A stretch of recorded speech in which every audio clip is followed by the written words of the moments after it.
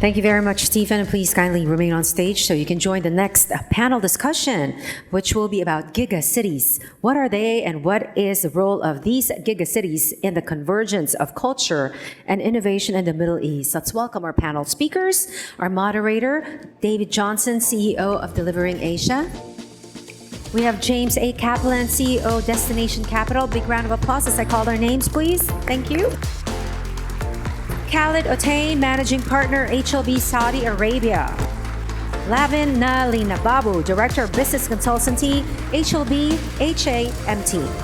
And we have, once again, Mr. Stephen Ohm, Managing Director for Quantum, Value Management Specialist and Sustainability Advocate.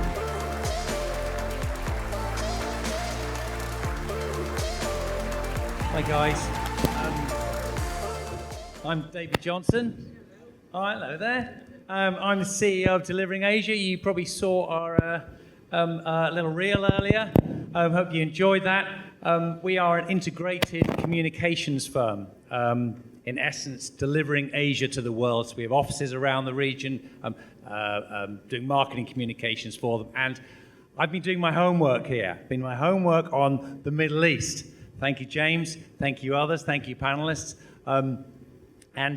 And it is because it's an area that we're moving into. We're actually going to start. Tell you what we are going to start with. We're going to start with each of you, if you wouldn't mind, with a quick introduction before we start with the topics. James, would you like to start, please? Sure. Good afternoon. James Kaplan. I'm CEO of Destination Capital, which is part of Destination Group here in Thailand. We own 6 hotels here in Thailand and been in business here about 30 years. I also do advisory work for family offices and the government of Saudi Arabia with their tourism planning for the Diriyah Gate project. Thank you, James. Khalid. Yes, Khalid Otain, Managing Partner of HLV Saudi Arabia. We are in Saudi Arabia. In HLV, we help many international companies to establish their presence in Saudi Arabia, and we take them to the whole journey. And we have very good experience with all the companies that come from the world offer. Thank you. Lavin. Yeah, good afternoon. I'm Lavin Nalina Babu. I'm from HLB HAM, Dubai. HLB is an audit and advisory firm. We've been in the UAE for the last 25 years. Thank you. Stephen, probably no need. What do you think? No, I don't think so. Okay, we're going to start with Saudi Arabia, actually. Well, Saudi Arabia is just in the news so much. I mean, what was it, yesterday or was it the day before? There was the World Cup. Thanks for mentioning that. World Cup in 2034. Okay, and so we're going to start with that. It's just an area which is a country which is just on such a trajectory. And we've just got some numbers here to put it into perspective. So international tourists, 16 million 2022. That went to 27 million in 2023.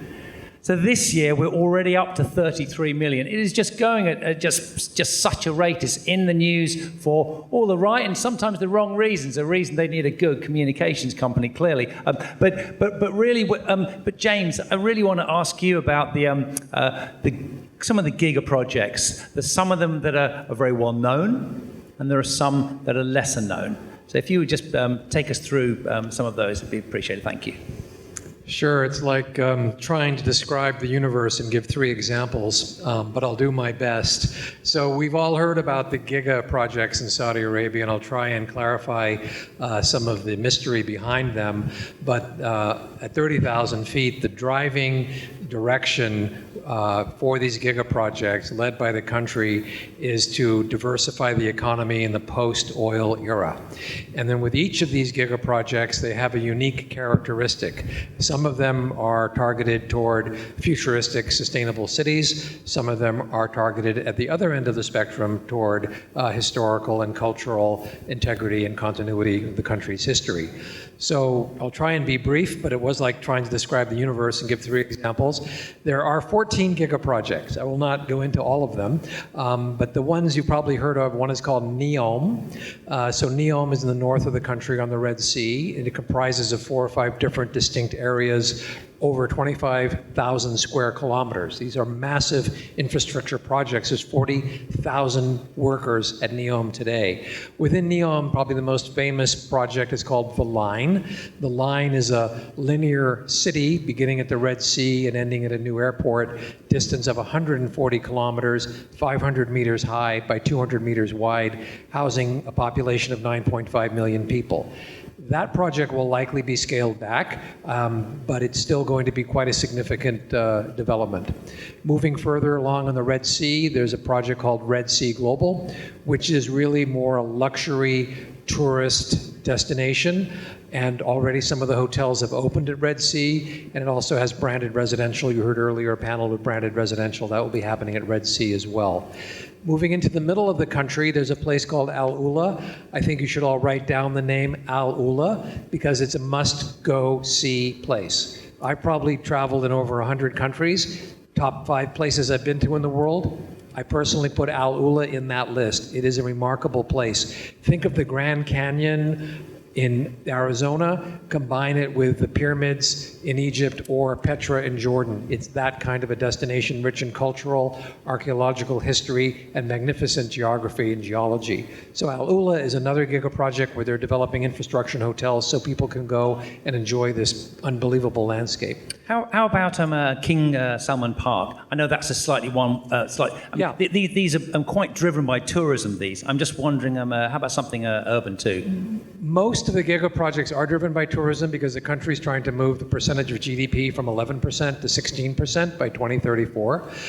King Salman Park is a giga project. It will be the largest urban park in the world. It's about 14 square kilometers, and it will include, arenas and family entertainment areas and that type of thing.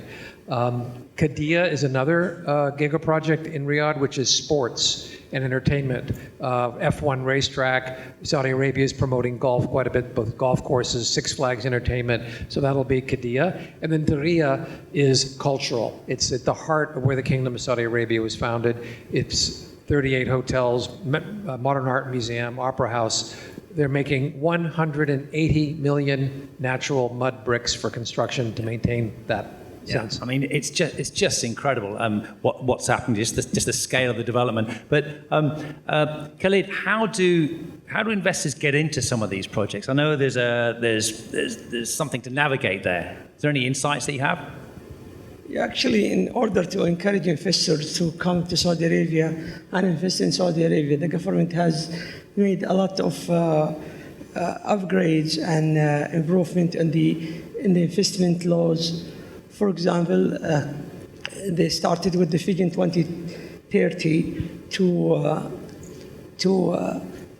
give the international investor 100% ownership rights, and also protection of their assets and property. Right. And so in any cases in the court, they cannot go back. If things in the first place was right, they cannot go back and take over. And also they come with a number of tax laws where encourage the international companies to move to Saudi Arabia and to get a lot of tax advantages, like they have tax relief for 30 years for income and withholding tax for these companies that decided to move headquarters to Saudi Arabia. No, it's very interesting. So that is just to clarify then. That is so to invest in Saudi Arabia, to invest in any of these projects. Any of the giga projects or any of the secondary areas, you need to set up a regional headquarters in Saudi Arabia. Yes. It's quite a commitment to have to make. Yes. So Saudi Arabia has done everything to encourage the international. Actually, we don't call them anymore foreign investment. We call them international investment. Sure. Yeah, because this is our vision to have. So if you have a company in Dubai, in the UAE, for example, you cannot invest into Saudi Arabia. No, actually, the regional headquarters has to be based on Saudi Arabia. That's right. This is the requirement. And based on that, as I mentioned, one of the advantages is the 30 years tax waiver. Right. And also there is so many other, priority in winning governmental projects. And all these giga and mega projects can hardly to be won without having this regional office. No, it's very interesting.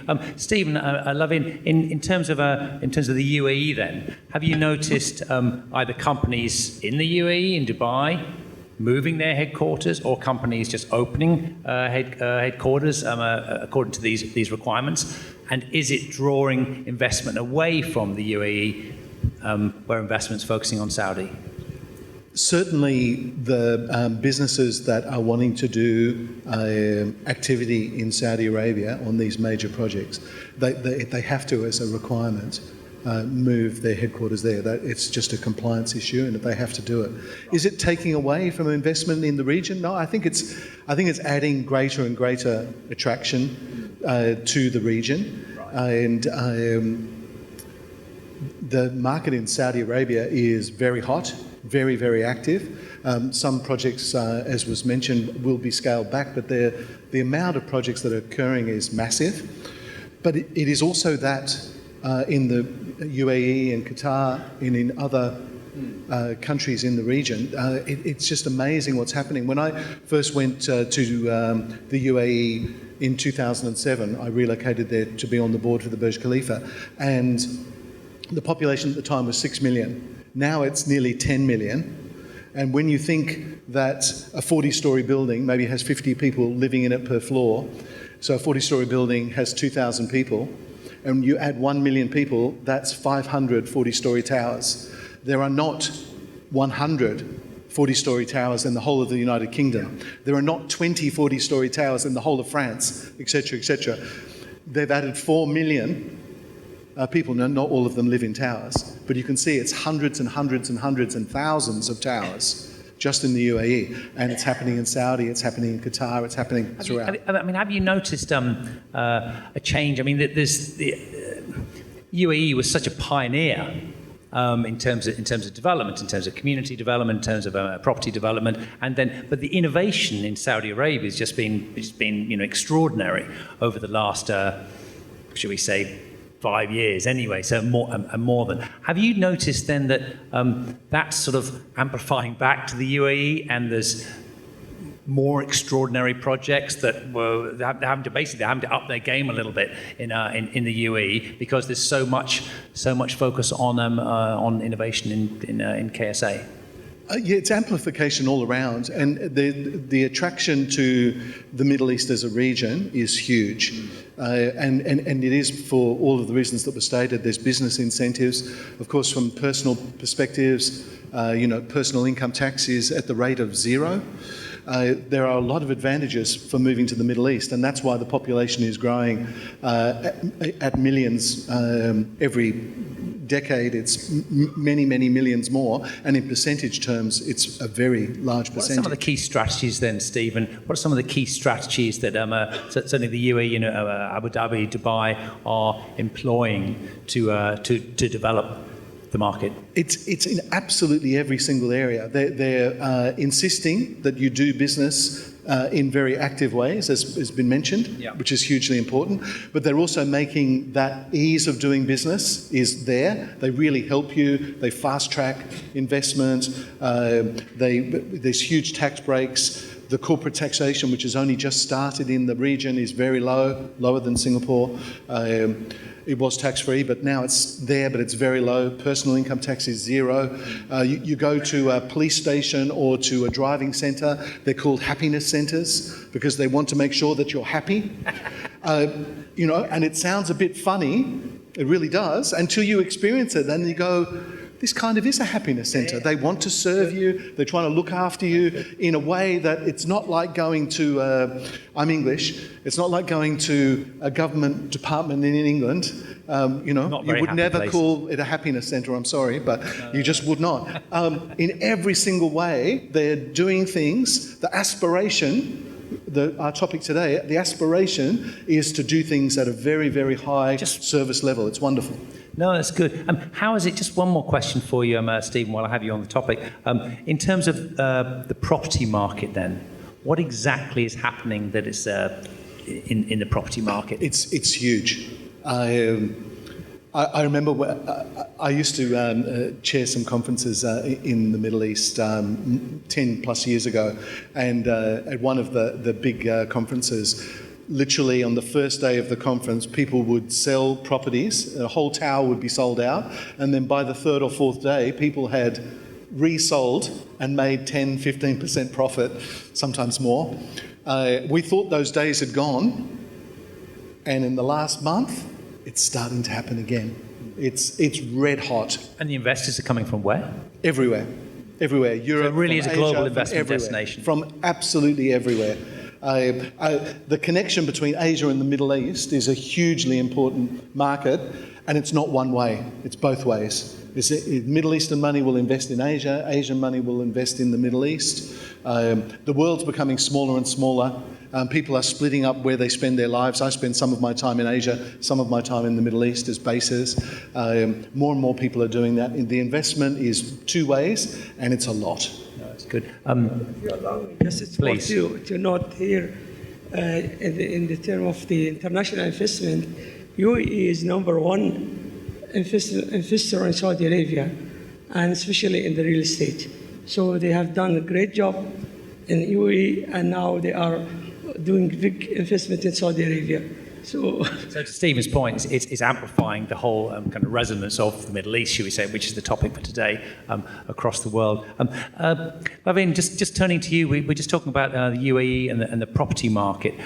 What sort of incentives, what sort of investment climate is it at the moment? Yeah. Now, if you look at UAE as a country, they've done a lot of regulatory changes to attract investment to the UAE.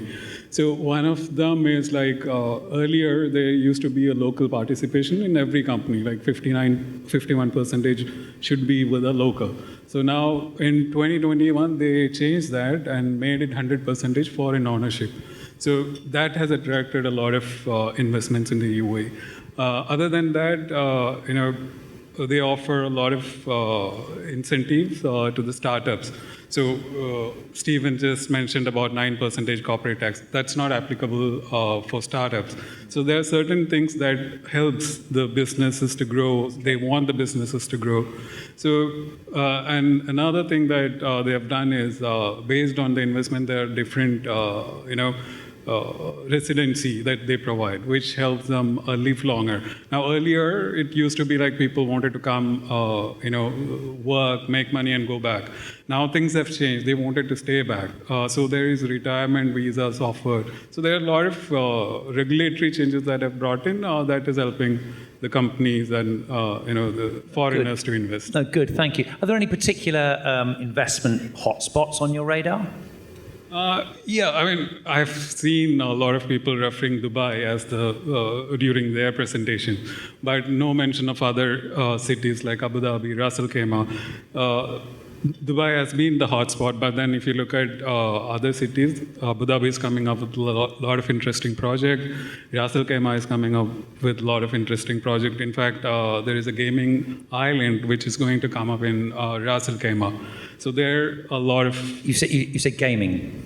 Gaming, yeah. Gaming, that's right. Gaming, yeah. That's the wind project? Sorry? The wind project, yeah. Yeah, so that's an island where, there's a lot of development and we see a lot of hospitality groups coming and investing. Yeah. Thank you. James, just turning back to you in terms of in terms of the property component within some of the giga projects, who's displaying the most interest to buy from which particular communities around the world, or is it a lot of it domestic buyers? Most real estate activity are in the Riyadh projects.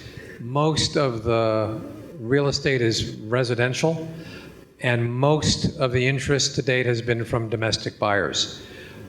Some of the hotels are starting to be marketed in the different projects, and there's interest by international buyers, but I'm not aware of any transactions yet. But I believe you'll start seeing more from Asia and Europe coming into these hotels specifically. No, thank you. And in terms of okay, so that's international buyers of buyer interest there. No, that's great. Are there any branded residences? I know we've talked about hospitality. There's a lot of hospitality in the Red Sea. There's and obviously in some of the giga projects. In terms of branded residential.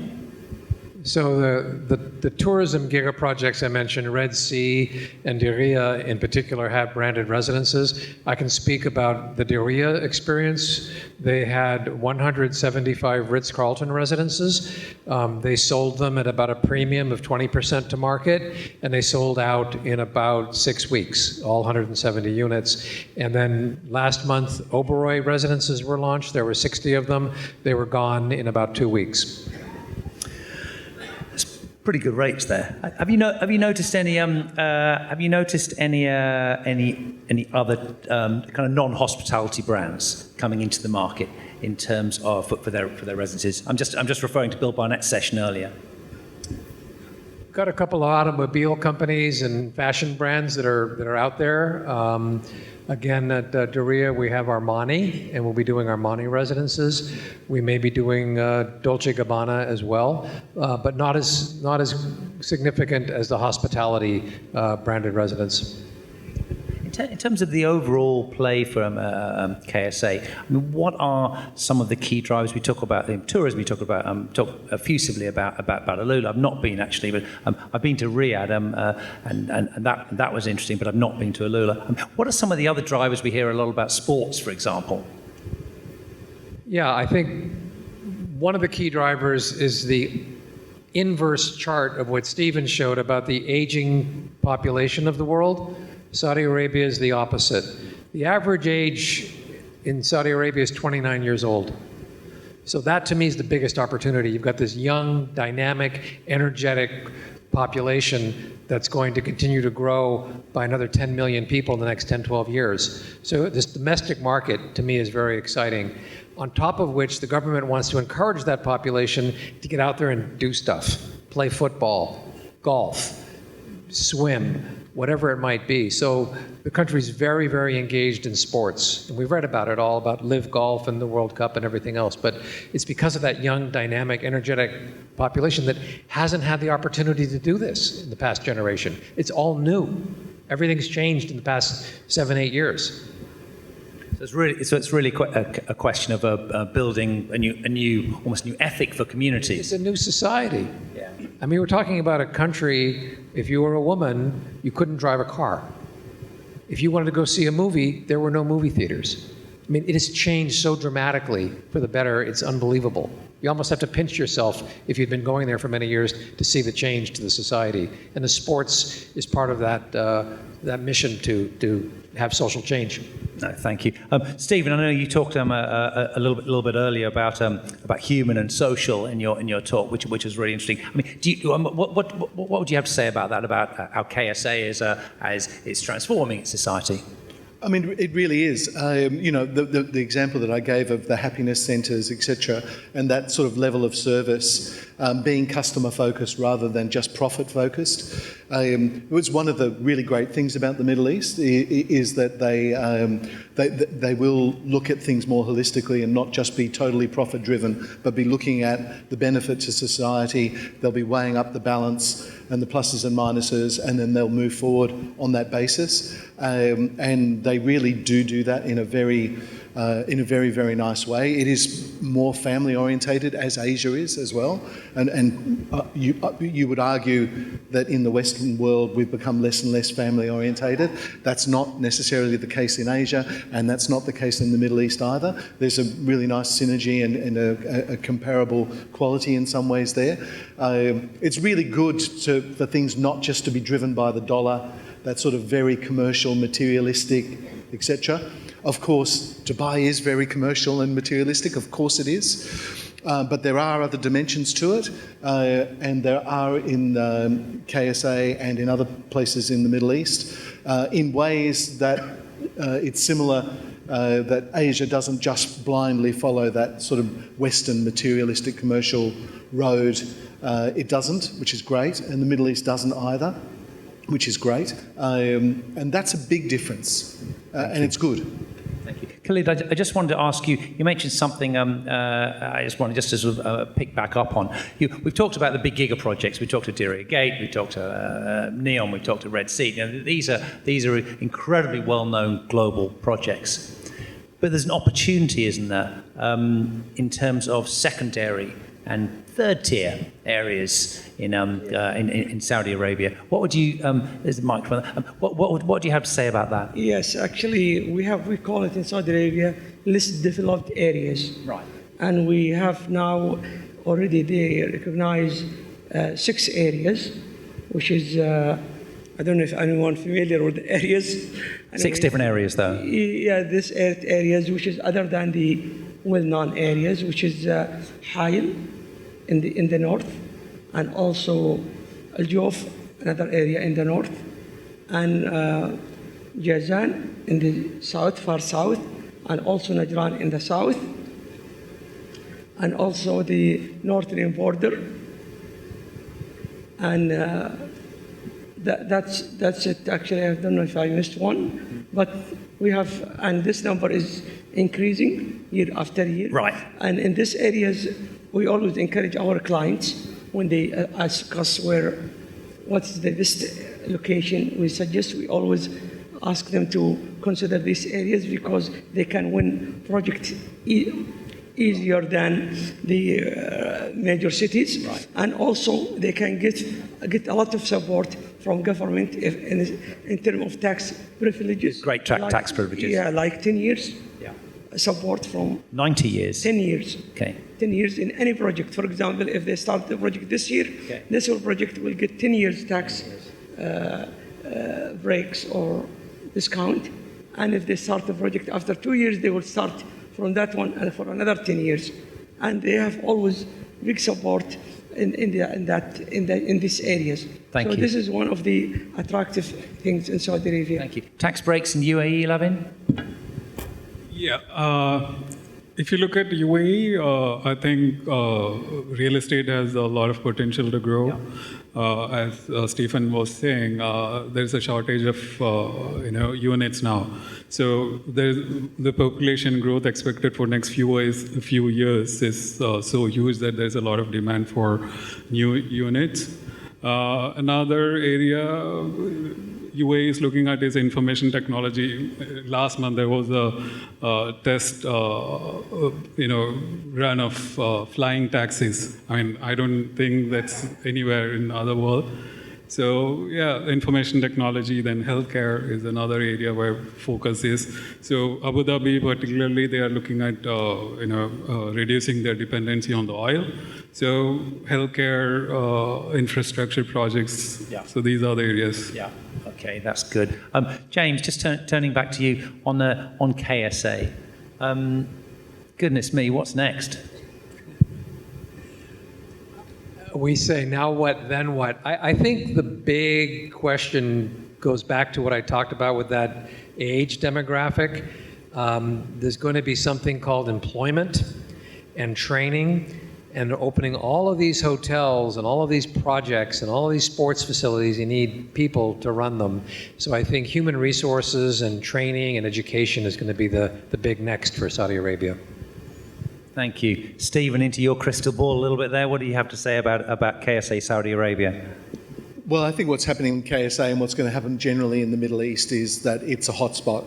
At some point in time, is it going to be in 2025 or 26 or 27, maybe beyond that, we're going to have some financial corrections around the world. I think we all know it's coming in some form, somehow. If it's going to be a slow decline or whether there's going to be some big bumps in the road, we're not sure.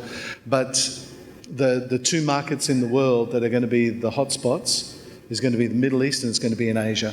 They're the two places. So we're in the right place. And it's going to continue to be very dynamic. And as I was mentioning earlier, with all the global shifts and everything else that happens, if the economies are great all around the world and they stay great, There will still be a move to Asia, and there will still be a move to the Middle East. And if things are not going well financially, there'll still be a move to Asia, and there'll still be a move to the Middle East. So we're in the right place. It's going to be very dynamic, but just because it's going to be positive doesn't mean that everyone's going to be successful, because not everyone will be. It's how we do things, etc., which is what the Asia Real Estate Summit's all about. And but it's going to be very, very positive in the region. It's going to be incredibly dynamic. Okay, that's great. Thanks very much. Well, we're just about out of time. I suppose that the last message would be that if there's any investors in the market, any developers that have not set up a company yet in Riyadh, you should probably get over there and do that. This is the hottest market in the world. Wouldn't you say so, James? I would say so. Absolutely. So I'm going to say thank you very much to our panelists. If you could give them, please, a nice round of applause.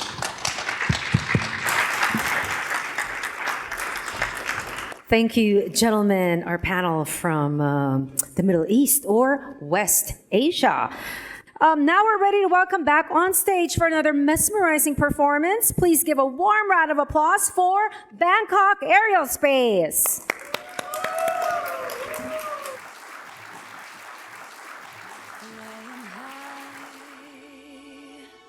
You know how I feel. Sun in the sky. You know how I feel.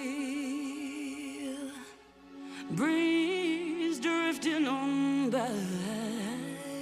You know how I feel. It's a new dawn. It's a new day.